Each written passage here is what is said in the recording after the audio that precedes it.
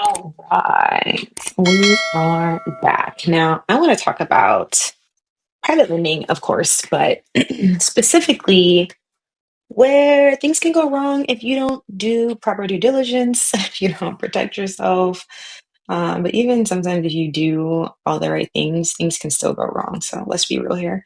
But one of my students actually recently posted this article in our private lending community called Lenders and Friends.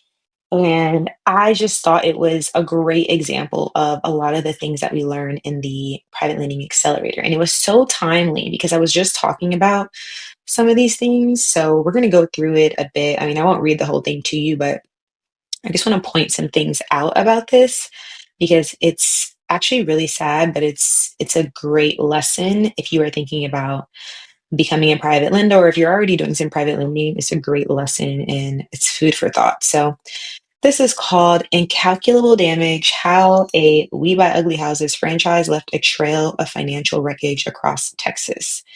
So, okay. Now, essentially here, this guy, it says he was skeptical when his investment advisor first tried to sell him on an ugly housing investment opportunity. But once he heard the details, it seemed like a no-lose situation. It often does sound like a no-lose situation. I'm just going to say that outright. It often sounds great. A lot of these investment opportunities these days often sound like once in a lifetime or just too good to be true or whatever. Now, the way that they set it up is that this person, his name was Ronald Carver. So Carver would lend money to Charles Carrier, who's the owner of a Dallas-based franchise called um, CNC Residential Properties, and it was part of the Home Investors of America house flipping chain known for its We Buy Ugly Houses advertisements. So the idea was that the business would use the money from the private loan to purchase properties, and then Carver, the lender, would receive an ownership stake, securing his investment, and he would get an annual return of 9% paid in monthly installments. Now, let's just pause here. First of all, I instruct my students that when a deal is presented to you and they're talking about an ownership stake and getting equity and a portion of the revenue and all this stuff, you want to activate your spidey senses because more often than not, this is an equity transaction. So there's a difference between equity and lending. Okay. And a lot of times people will present things to you as if it is a private loan when really it's an equity investment. And so in this situation, the idea was that they would use the loan to buy the properties. And so the first thing that is a red flag for me is that the lender would get an ownership stake. Okay. I mean, that's a good perk. That could be a part of a private loan, but automatically, if I hear ownership stake, I'm seeing red flags. I'm raising my ears are perked up. I'm trying to understand what's going on because this is sounding more like an investment. I want to know that the money that I'm lending, I'm going to get it back in full, but also I'm going to get a guaranteed rate of return or a flat return or whatever we agree to. But I don't want my return to be contingent on how well your investment does. And that's often what happens with these equity investments. So in this situation, the annual return was 9% paid in monthly installments. Okay, so far so good. 9%, it sounds like that's the interest rate that they agreed on.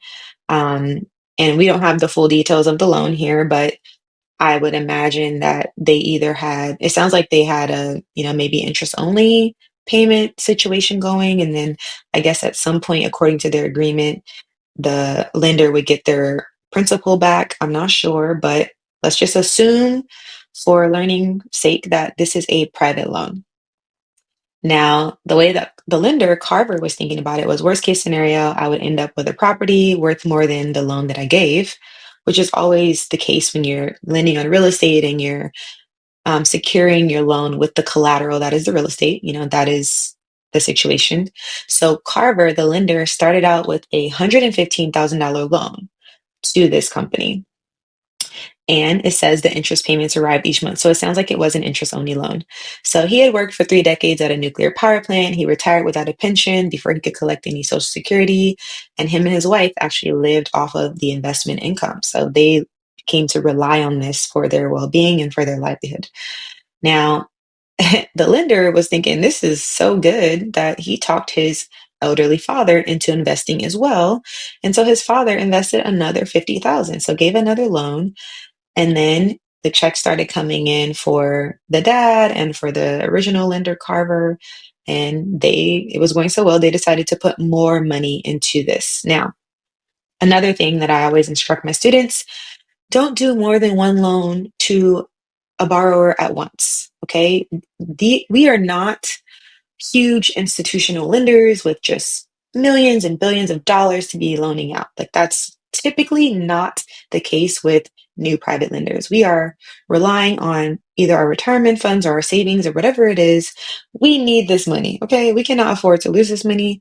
So let's do a simple thing of reducing the risk by just only lending one time to the borrower until they finish paying that off. And then when they're done, they can get another loan. But this multiple loans to the same borrower at once, no. Okay. That is something that I do not do and that I tell my students do not do. Now, Carver and his father, it was going so well. And of course, they were living off the income. So they put more money into it. And it says by 2024, they had invested about $700,000 with this company. So they're probably getting pretty fat monthly payments and everything was probably going well. Now, last fall, so this is relatively recently, this is literally months ago, the check stopped. The money Carver and his father had invested was gone. Okay. So the company they lent to was accused of orchestrating a years-long Ponzi scheme. If you don't know what that is, you can look that up. But the accusation is that they we're getting tens of millions of dollars from all these investors.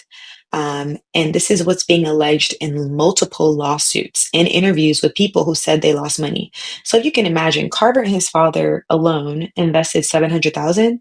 Imagine how much money they got from people just around the country. If these two people alone invested 700,000, they probably had tons of investors, okay? And here it says they have multiple lawsuits and interviews with people. That means that there's a lot of money involved. Now, as early as 2020, Carrier, this is the company that borrowed the money, had begun taking out multiple loans on individual properties, some of which he never owned. And cases reviewed by ProPublica, as many as 5 notes, so promissory notes, were recorded against a single property, far exceeding the property's value. Okay, lesson number 3. Understanding who are the other lien holders on this property is super important. Now, part of your due diligence process should be finding out who else is on this transaction. And you can find this out by engaging a title company. You don't even, I mean, if the borrower refuses to tell you or gives you wrong information, if you have hired a title company, they can find out who else has a recorded lien on this property and is claiming a stake to some of its equity. I don't know what kind of due diligence these private lenders were doing, but it says that there were as many as 5 loans on a single property exceeding the property's value, meaning if for some reason one of the lenders decided to foreclose on that property, there wouldn't be enough money from the sale to pay off all those lien holders. And that's not good for anybody, right? So it's always best to be in first lien position, but second can even work, third can even work, just depending on the actual transaction. It's up to you as a private lender to evaluate the transaction and understand, how much equity is in this property. Is there any room for me here, given like all the other things happening? And so protecting your interest by using a title company, but also making sure that you record your lien as soon as possible and not waiting years down the line when red flags are coming up is going to be your best bet. Okay, let's keep going. So Carrier also failed to properly record many deeds that were supposed to secure the loans, accumulating more debt than he could ever repay, while investors remain unaware they had no collateral for their investments. Okay, Carrier is the borrower, and this is saying that he failed to properly record the deeds. My thing is, if I am the lender, I'm going to record the deed myself, okay? That's a mortgage deed or a deed of trust, depending on the state you're in. If I'm going to be lending you the money, I'm going to make sure the deed is recorded. It seems here that the borrower The lenders are trusting the borrower to record the deed. I would never advise that you do that. Okay. One person said, it's incalculable the amount of damage this guy did. So this is a person who lost $1 million and asked not to be named to avoid embarrassment and to not interfere with the criminal investigation. He's ruined some lives. That is so sad. $1 million. I actually cannot fathom. Carrier, who declined an interview request, of course, said in a brief phone conversation that he's not trying to avoid responsibility for the harm he caused. When this thing finally stopped, it was completely driven by me saying enough and going to the people and saying, here's the mess I've created. I mean, that's great that, taking accountability, but that doesn't change that there's so many lives affected by this. And I'm actually it's actually really sad. And I wish that there was some guidance or education to these investors. And I think that's why a lot of the laws surrounding like accredited investors and things like that are so strict, because you can really hurt yourself out here, like if you're giving your money and it's going well and not really knowing how to protect yourself. Like, as you can see, like people can really hurt themselves and lose a lot of money. Anyway, so the investors blame as well this company called Homevestors. So it says for nearly 2 decades, Carrier used the company's carefully cultivated brand as the largest home buyer in the United States to gain investors' trust. They accused Homevestors of failing to provide oversight that could have prevented the fraud, despite claiming to hold its franchises accountable for best business practices. In its answers to their lawsuits, Homevestors has denied responsibility for Carrier's actions, claiming its franchises are independently operated despite earning hundreds of thousands of dollars from Carrier's business. Homevestors revoked Carrier's franchise on October 24th, which is about the time interest payments stopped arriving in investors' accounts. The company said it had received a tip on its ethics hotline, created in 2023, after ProPublica detailed predatory buying practices by multiple franchises. Okay, so this is something that was being complained about across multiple of their franchises. When confronted by Homevestors, Carrier admitted that he and his business had entered into debts that they could not pay. A Homevestors spokesperson said the company reported him to the FBI. In May, Homevestors filed suit against Carrier for trademark infringement and for not indemnifying it against these lawsuits. Oh my gosh. This is really sad. So, I mean, you should definitely read the whole thing yourself, but there's a couple things in here that I want to point out. Just as a word of caution and to encourage you to educate yourself before you get involved in this kind of business. Okay, so here it says it isn't unusual for Homevestors franchises to rely on private investors to finance their house flipping. Okay, yeah, this is very common. Like a lot of flippers will use private money because it's convenient and it's flexible and it's a lot of times cheaper than using, hard money. And it's also sometimes easier to get financing. Banks aren't typically interested in house flipping loans, which are often short term and riskier than a standard mortgage. That's a fact. Because of that risk, investors who lend to house flippers earn a substantially higher return. That's correct. To further minimize their risk and ensure they had a legitimate ownership stake in the house, savvy investors would verify the transaction with an independent title company to research whether there were other liens against the property and then record the deed with the county recorder. This is literally what I was just talking about.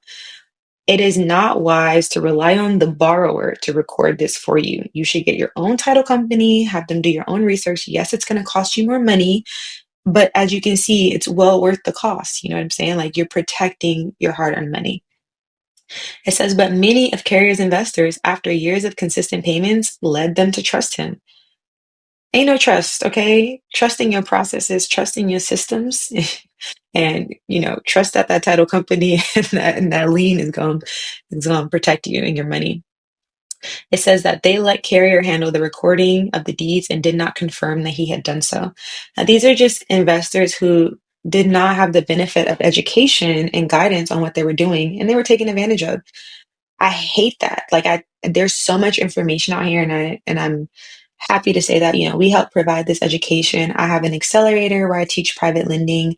We have a community where we provide tons of educational resources to help people be safe in this industry and grow their businesses. And it just sucks that this didn't exist sooner.